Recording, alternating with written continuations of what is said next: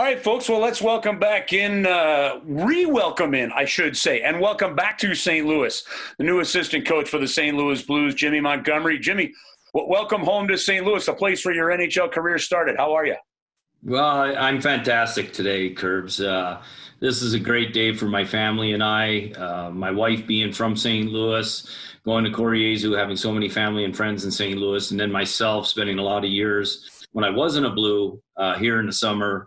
I have a lot of friends too, so it's just a home run and an honor to be back with the St. Louis Blues organization. Yeah, the fans may not know this. As fortunate as it is, you had actually moved to St. Louis earlier in the summer without this even being on the radar, hadn't you? Yeah, as a family, we were looking to make what's the best move for us, and we thought being around family and in a city that we love would make the best move for our kids. And we have 4 young kids, and it's been a home run since we got there, and just fate would have it. An opportunity opened up with the Blues, and we're just ecstatic as a family. I can't say enough how much we are jacked to be part of the Blues and to be living here for a while. 4 young kids, how you doing with remote learning? You going back and studying fractions and things you learned at the University of Maine? No, we have our kids going to St. Gerard, Magella up on Doherty Ferry there. And so they're going full time, and it's been wonderful for 4 weeks already. Fantastic. Well, before we get into your thoughts on where things are, the St. Louis Blues and everything, let's address a little bit of the past year. I know it's something that you've worked amazingly hard as an individual and as a person, as a father, as a family man over the course of the summer on. How would you like to address and what would you like people to know about the way things ended in Dallas earlier in December to what you've gone through to where you are right now?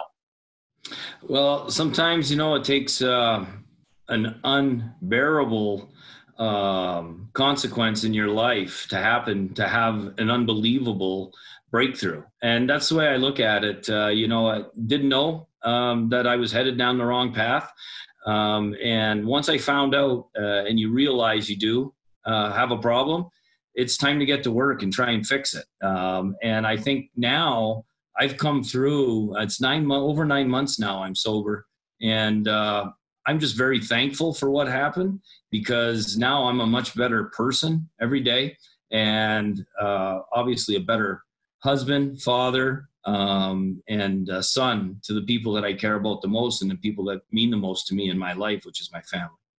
You said in a statement that you released back in January that how appreciative you were of how things were handled by the Dallas Stars. 9 months later, does it ring even more true now?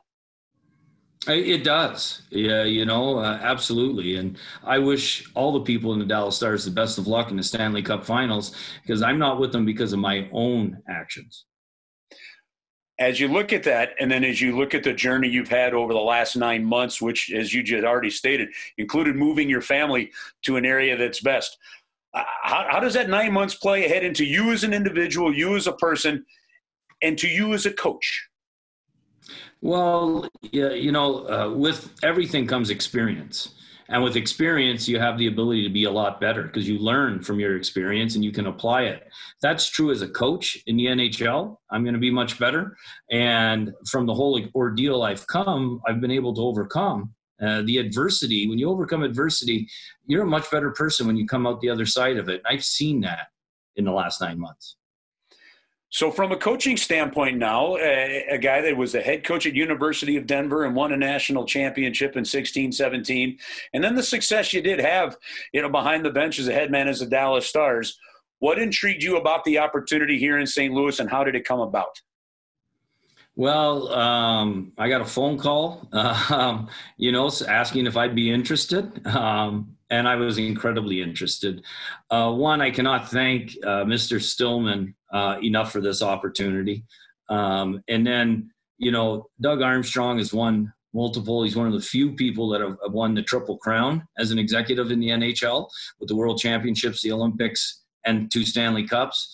And then Chief, having coached against Chief and him putting me on my heels during that 7-game series, I know how good he is, and I know how good of a person he is. And then you round out the staff with Mike Van Ryn and Otter and, everybody else associated with the team. And then you talk about the talent of the players.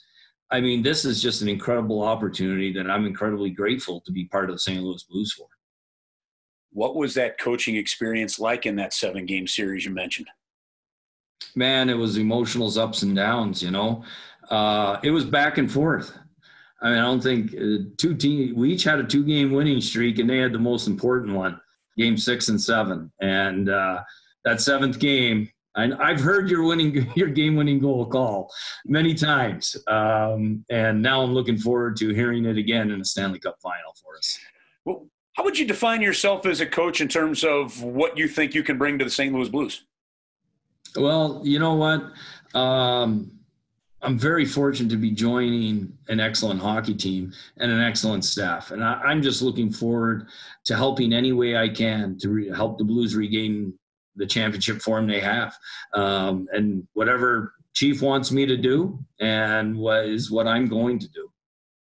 So let's jump into the past a little bit further, like way past. You end up being signed by the professor, Ron Caron. What do you remember about the early days of getting signed by the Blues organization? Well, I remember from Ron Caron's first quotes was, I signed when I was at the University of Maine, and the witness was Paul Kariya, and he said, I wish I had him over you.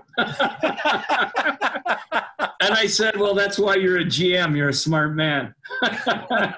And then I remember coming to St. Louis and, being in awe of the dressing room. You had the likes of Cujo, Garth Butcher, Hully, Shanny, Greg Janney, Chaser, Jeff Brown. I mean, the team was loaded with talent.